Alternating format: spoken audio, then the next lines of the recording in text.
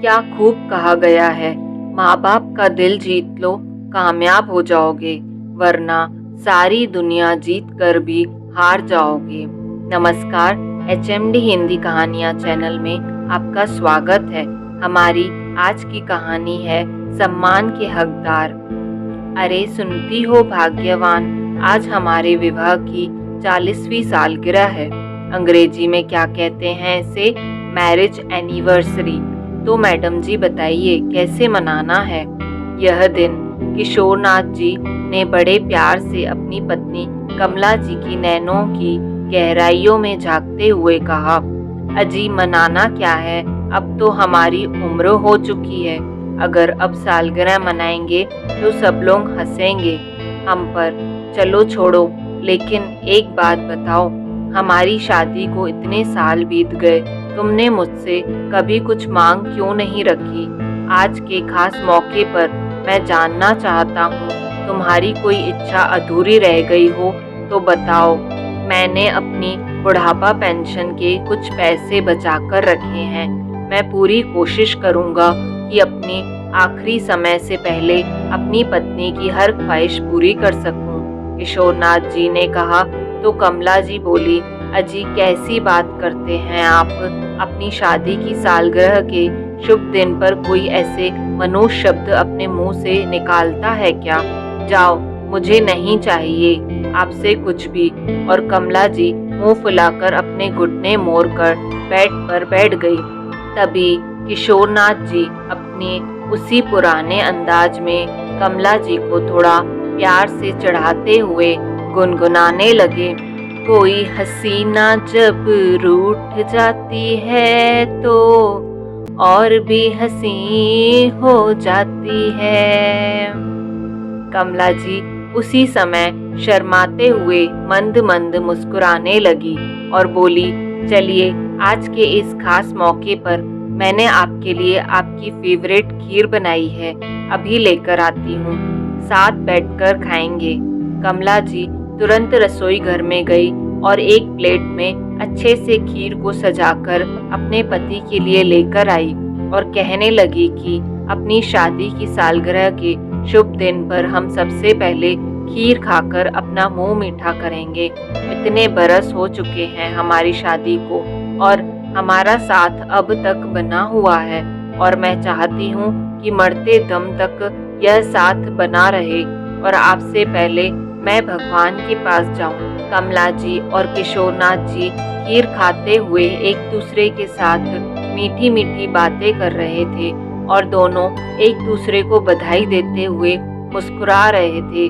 तभी अचानक उनकी बहू नैना घर पहुंच गई और यह सब दृश्य देखने लगी और अपने सास ससुर को मुस्कुराते हुए देखकर उसके तन बदन में आग लग रही थी। गुस्से में पैर पटकती हुई आई और बोली, जरा सी देर के लिए बाहर क्या निकली और मनमर्जी शुरू हो गई आप लोगों की।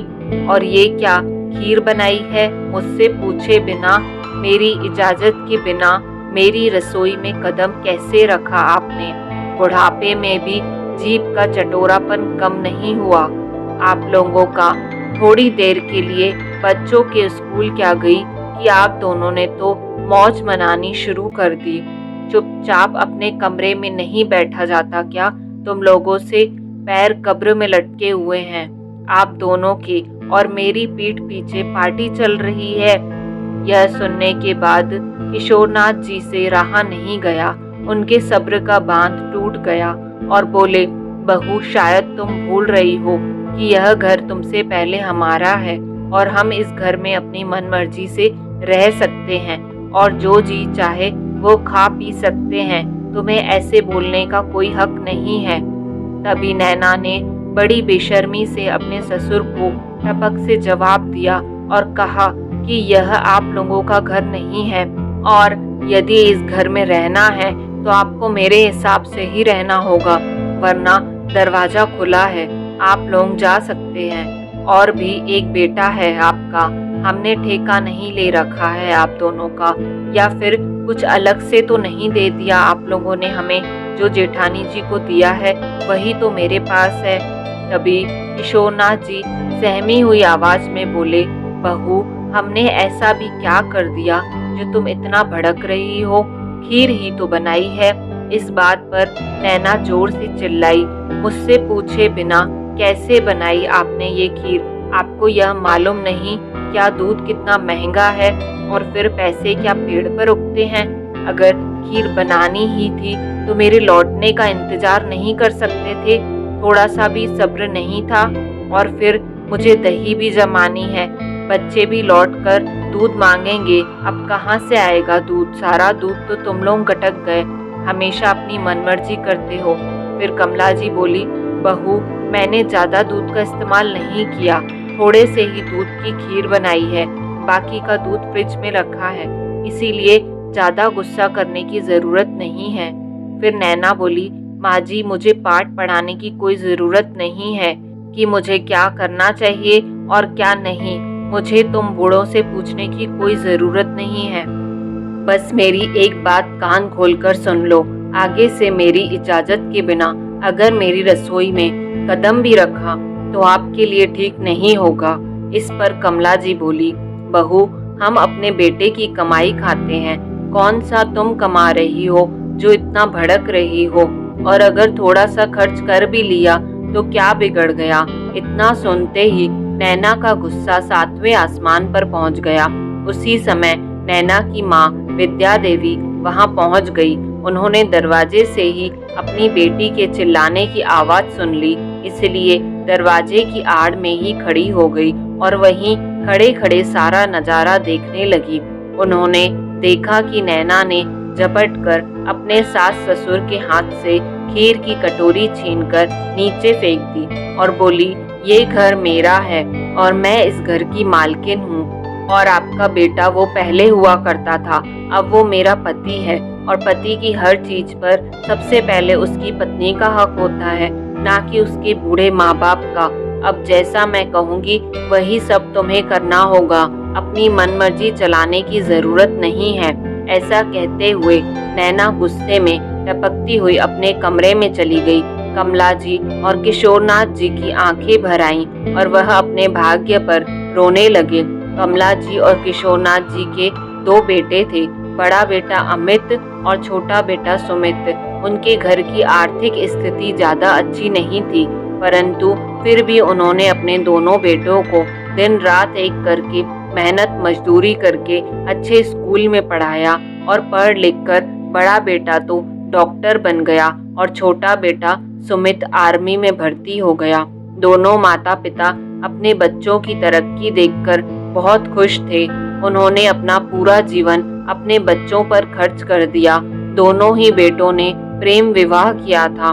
बड़ा बेटा अमित तो अपनी पत्नी को लेकर विदेश चला गया और वहीं पर डॉक्टरी करने लगा, जबकि छोटा बेटा सुमित आर्मी में अफसर था तो वह अपनी ड्यूटी पर रहता था। कमला जी और किशोरनाथ जी अपनी छोटी बहू नैना के पास रहते थे। सुमित अपने माता पिता से बहुत ज्यादा प्रेम करता था, जबकि उनके बड़े बेटे अमित को उनकी कुछ परवाह नहीं थी। वह केवल अपनी गृहस्थी में ही रंग गया था और विदेश में रहता था। नैना को इसी बात का गुस्सा रहता था कि वह बूढ़े बुढ़िया की देखभाल अकेले ही क्यों करे, इसीलिए वो अपने सास ससुर को तंग करती रहती।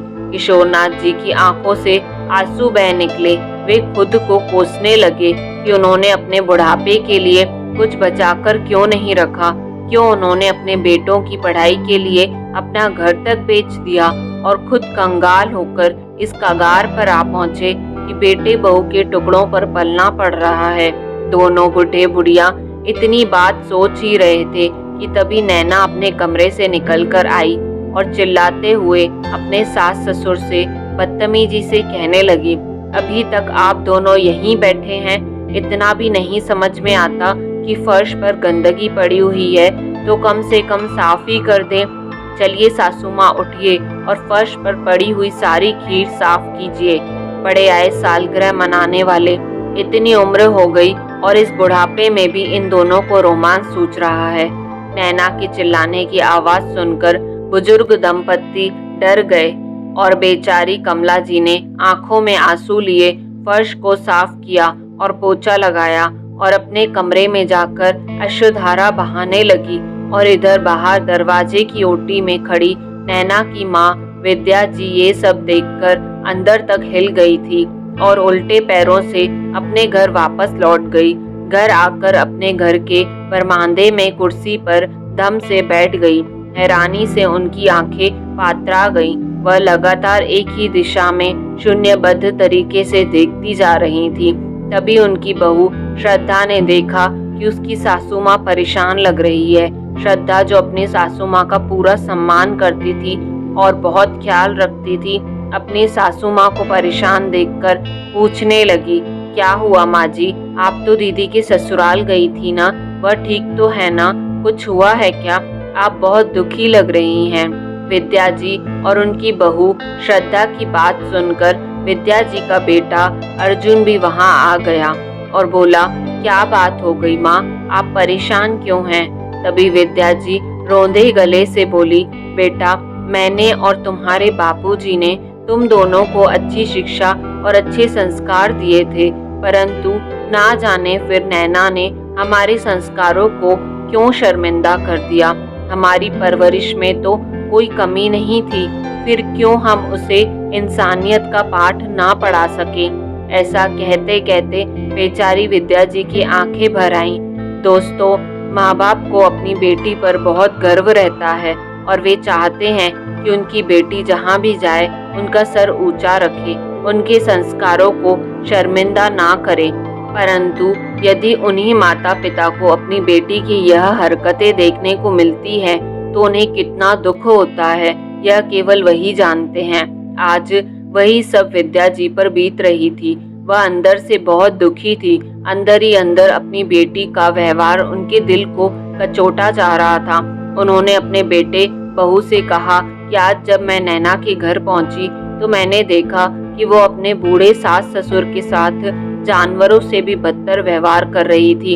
यह सुनकर अर्जुन गुस्से में आ गया और बोला, तो माँ आपने उससे कुछ कहा क्यों नहीं? आपको उसे डांटना चाहिए था, उसे फटकाना चाहिए था।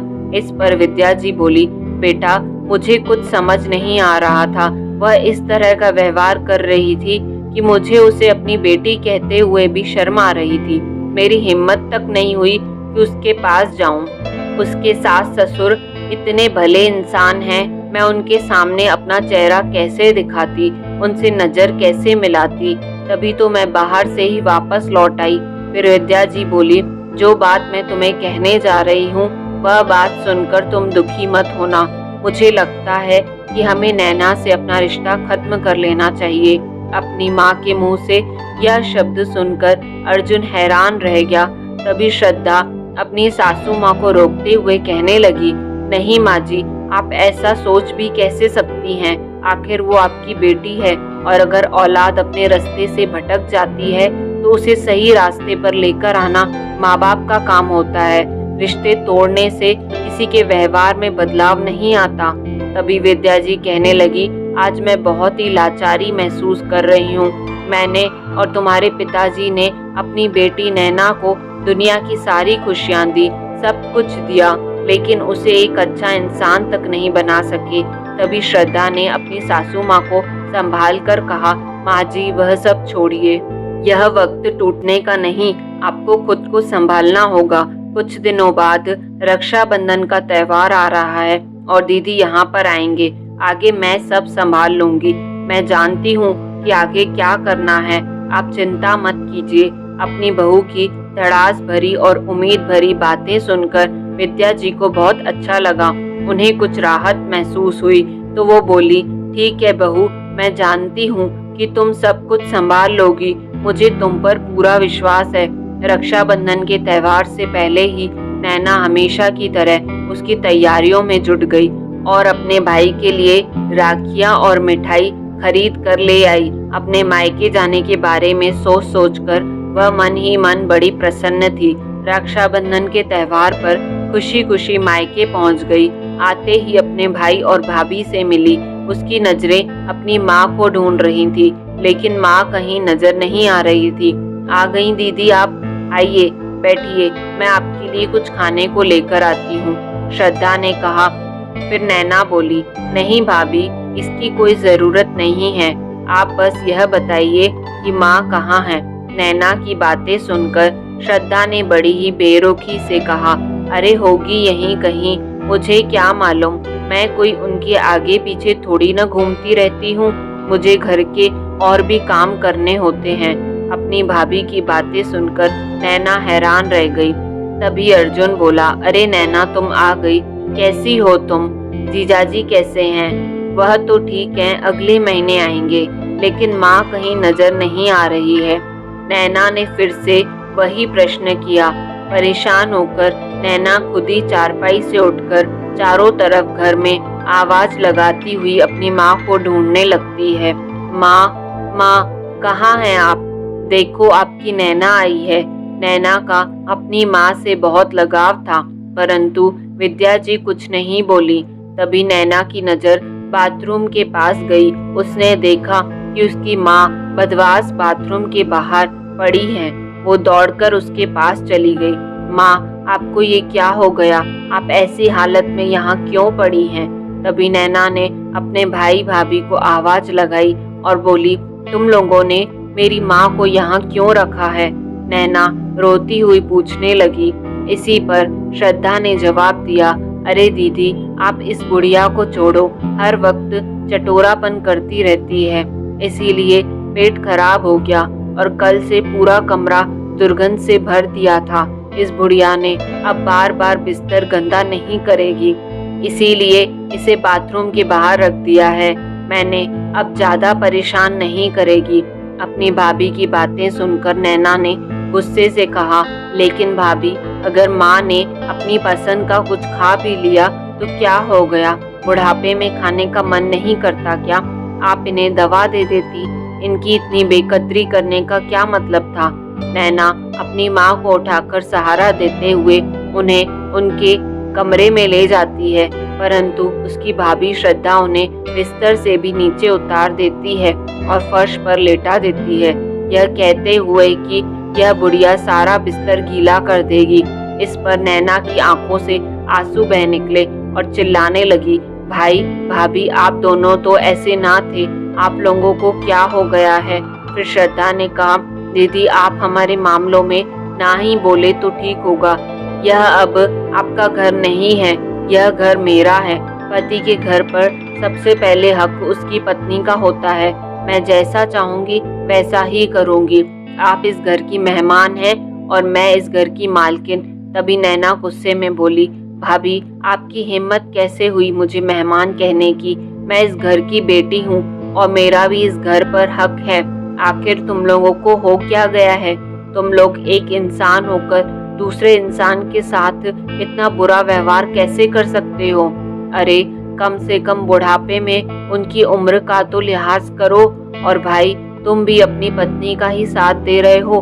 वह मेरी माँ के साथ कितना बुरा व्यवहार कर रही है, कितने बुरे तरीके से पेश आ रही है, और आपको कोई फर्क ही नहीं पड़ता। आप भी अपनी पत्नी के गुलाम हो गए। और भाभी, आप अगर इस घर की मालकिन हो तो यह घर मेरी माँ के बेटे का भी है। आप यह सब कैसे भूल गई? तभी अपनी बेटी की बातों को सुनकर विद्या जी को बहुत गुस्सा आया और वह इस समय उठकर बैठ गई और अपनी बेटी के गाल पर एक जोरदार तमाचा जड़ दिया।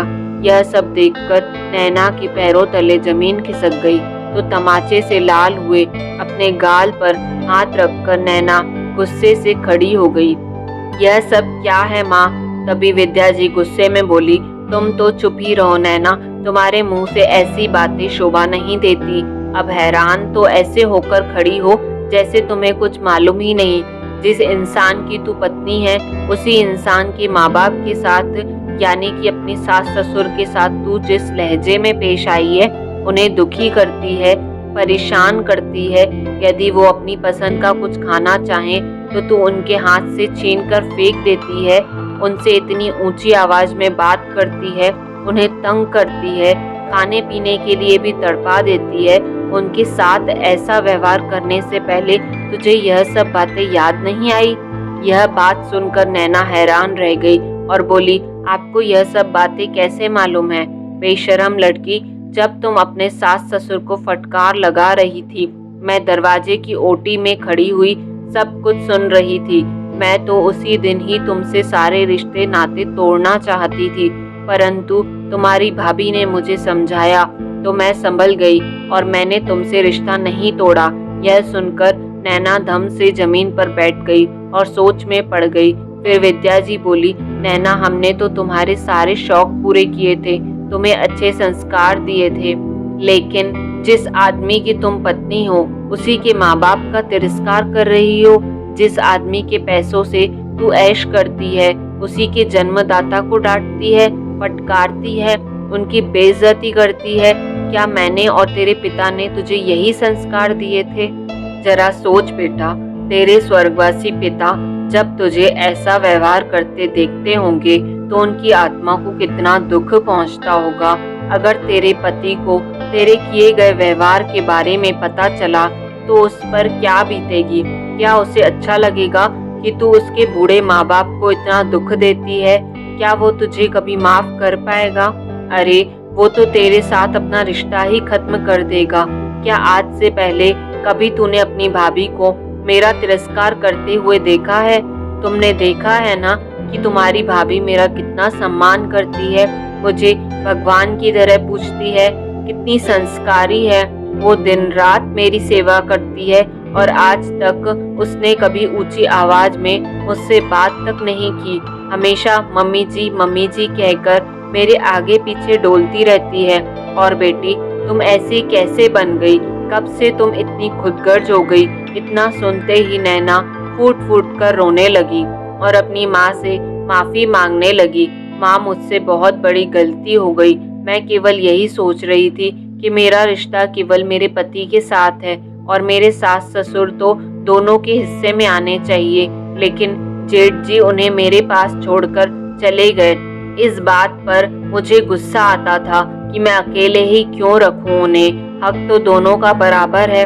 इस पर नैना की माँ विद्या जी उसे समझाते हुए कहती है कि बेटी, उनकी करनी तो उनके साथ है, लेकिन तेरी करनी तेरे साथ है। अगर वह तेरे सास ससुर को नहीं रखना चाहते तो वो उनकी गलती है। तुम क्यों पाप की भागीदार बन रही हो? अगर तुम भी ऐसा करोगी तो उनमें और तुझ में फर्क क्या रह जाएगा? तू ही सोच बेटा। माँ की बात सुनकर नैना अपनी माँ और अपने भाई भाभी से माफी मांगती है। उसे आज अपनी गलती का एहसास हो जाता है और वापस अपने ससुराल आ जाती है। आते ही वह अपने सास ससुर के पैरों में गिर जाती है और रोती हुई गिड़गिड़ाती है, माँ, पिताजी, आप मुझे माफ कर दीजिए। मैंने आप दोनों के साथ बहुत बुरा व्यवहार किया। मैंने आपको कभी नहीं समझा। मुझे माफ कर दीजिए। आइंदा मैं ऐसा सलूक कभी नहीं करूँगी। नैना के सास ससुर उसे माफ कर देते हैं और कहते हैं, बहू, तुम्हें मालूम है कि माँ बाप को बुढ़ापे में सबसे ज्यादा अपने बच्चों की जरूरत होती है। हमें तुमसे कुछ नहीं चाहिए, बस हम तो इतना ही चाहते हैं कि तू हमारे साथ प्यार से बोल बतिया लिया कर। हमारे लिए वह सबसे बड़ी बात है। यह बात सुनकर नैना आंसू पोंछते हुए कहने लगी, माँ, प्यार से बात करना ही नहीं, मैं आपको प्यार से खाना भी खिलाऊंगी। ऐसा कहते हुए वह तुरंत रसोई घर में चली जाती है और झटपट स्वादिष्ट खीर बनाकर ले आती है और कहती है, लीजिए माँ, पिताजी, आप दोनों आज मेरे हाथ से खीर खाइए। यह सब देखकर कमला जी और किशोरनाथ जी की आंखों में आंसू आ जाते हैं। वो अपनी बहू को ढेर सारा आशीर्वाद देते हैं। तो दोस्तों, हमें अपने माता पिता की हमेशा सेवा करनी चाहिए, उनका सम्मान करना चाहिए। जमाना कितना भी मॉडर्न क्यों ना हो जाए, लेकिन हमें अपने संस्कार नहीं भूलने चाहिए। हमारे संस्कार और संस्कृति ही हमारी अनमोल धरोहर है और विरासत है। यदि हमने इसे ही खो दिया तो हम में और जानवरों में कोई फर्क नहीं रह जाएगा। हमारे बड़े बुजुर्ग सम्मान के अधिकारी हैं और हमें उन्हें यह अधिकार उन्हें देना ही चाहिए। किसी ने क्या खूब कहा है, अनजान है वो औलाद जो माँ बाप का अपमान करती है। माँ बाप तो वो रत्न हैं जिन्हें भगवान भी प्रणाम करते हैं। तो दोस्तों, आज की कहानी में बस इतना ही। आपको हमारी आज की कहानी कैसी लगी कमेंट करके ज़रूर बताइएगा। अगर आपको कहानी पसंद आई हो तो ऐसी और कहानियों के लिए चैनल पर हमारे साथ बने रहें। और हाँ, जिन्होंने चैनल को अभी तक सब्सक्राइब नहीं किया है वो जल्दी से फटाफट चैनल को सब्सक्राइब कर लें। मिलते हैं जल्दी अगली कहानी के साथ। तब तक के लिए आपसे विदा लेते हैं दोस्तों। धन्यवाद।